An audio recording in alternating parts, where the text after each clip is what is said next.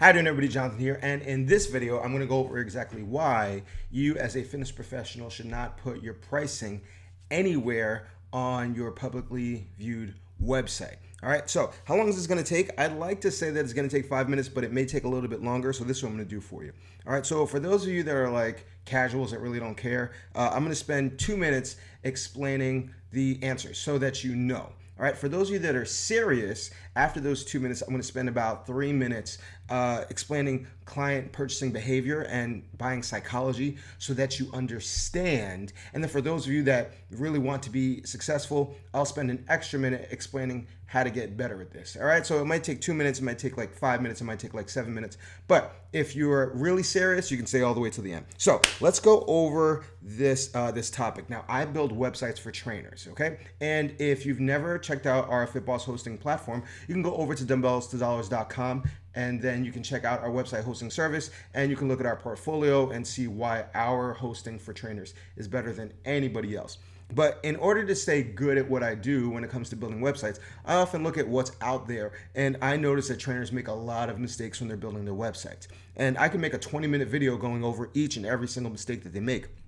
But instead of doing that, I'm going to go over the number one mistake that I see trainers make over and over and over again, and exactly why it's hurting your business, all right? And that is putting pricing anywhere publicly on your page, whether it's on your homepage or whether a user can click on a link and view their prices. You don't want to put them on. Here's why. All right, so first and foremost, when people stumble upon your websites, they're cold, all right? And so when they're on your site, they're really just investigating. They're not in a buying mode. They're really just trying to learn as much about your service as possible. So the likelihood that they're actually going to buy is incredibly low, all right? So instead of feeding their buying needs, since you know they're probably not going to buy anyway, it's probably best off to just feed their investigative needs and give them the information that they need in order to take the next step in the sales process. All right. The second reason why putting your pricing on your page is such a huge mistake is that you're asking for too much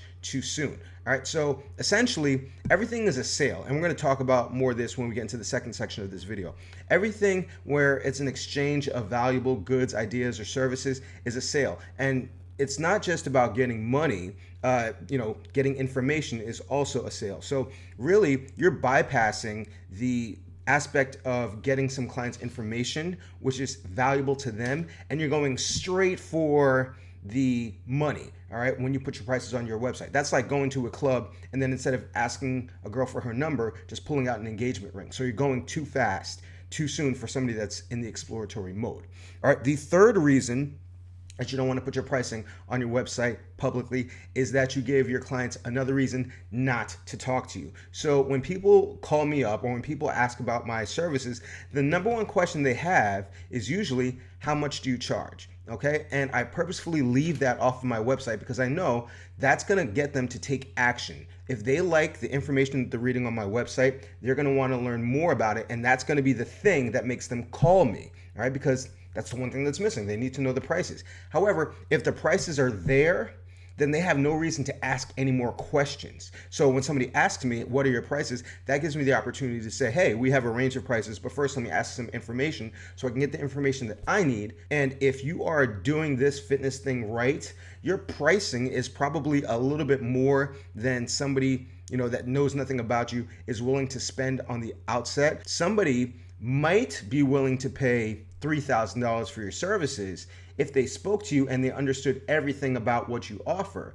But without that information, they might only be willing to pay $100. You know what I mean? So you actually have to talk to them and get them hot in order to sell. So putting your prices on your website is going to be a bad idea.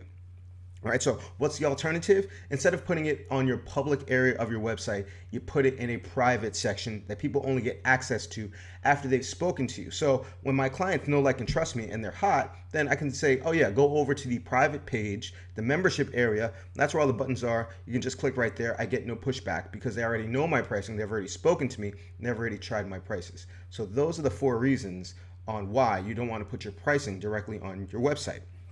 Now, let's go over into buying psychology, okay? So you have prospects, people that aren't your clients, that aren't paying you, and you have clients. So prospects fall into three categories. Either they are cold, they are warm, and they are hot.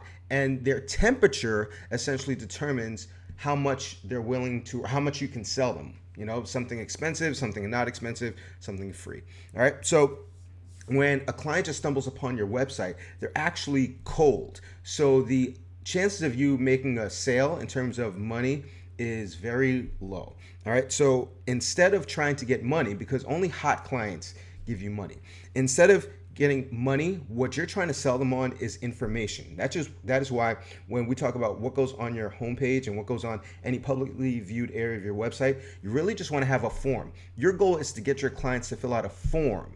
All right. And then that way they give you information so that you can call them and talk to them. When they're on your website, it's really one-sided. They can decide to stay on, bounce off, and then you never speak to them again.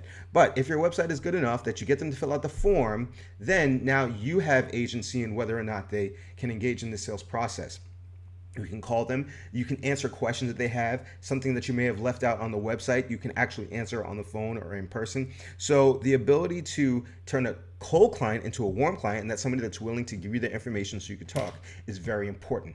All right. Now that they're warm, how do you get them to buy? Well, if they're warm, that's where you go into your trial, your presentation, or your low barrier offer. So when we're talking about what you do want to sell after you get their information, it's either going to be a kick-ass presentation where you cover everything and then your words alone are going to allow them to buy or convince them to buy, or it's going to be some kind of a trial, some kind of free workout, free consultation, free whatever that will get them to buy, or a low barrier offer where your prices may be X, but your low barrier offer is a short period of time where they can try your services for 10% of X, 20% of X, whatever the case may be.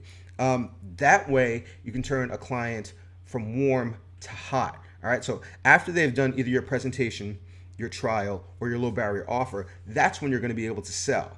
And then that's when you can send them over to your buttons and to your membership area. But the membership area is only meant for warm and hot clients. The public area is meant for cold clients to get the sales process started. And that's what the homepage and anything publicly viewed to your client, which doesn't require their input of information, that's the cold area. And your only goal is to start that sales process. Otherwise, you're going to get a bunch of cold people who are not ready to buy, and you're going to say, hey, buy my service, which is more than you expected to pay. And if I left out the crucial piece of information that you needed in order to buy, well, that's on me. And you're always going to have to take an active role in the sales process. You have to accept the fact that in fitness and in training, especially when you charge quite a bit, you're going to have to go through some people that just aren't good fits for you. All right. But that's part of the game. If you're willing to do that, you will get the right kinds of clients along the way.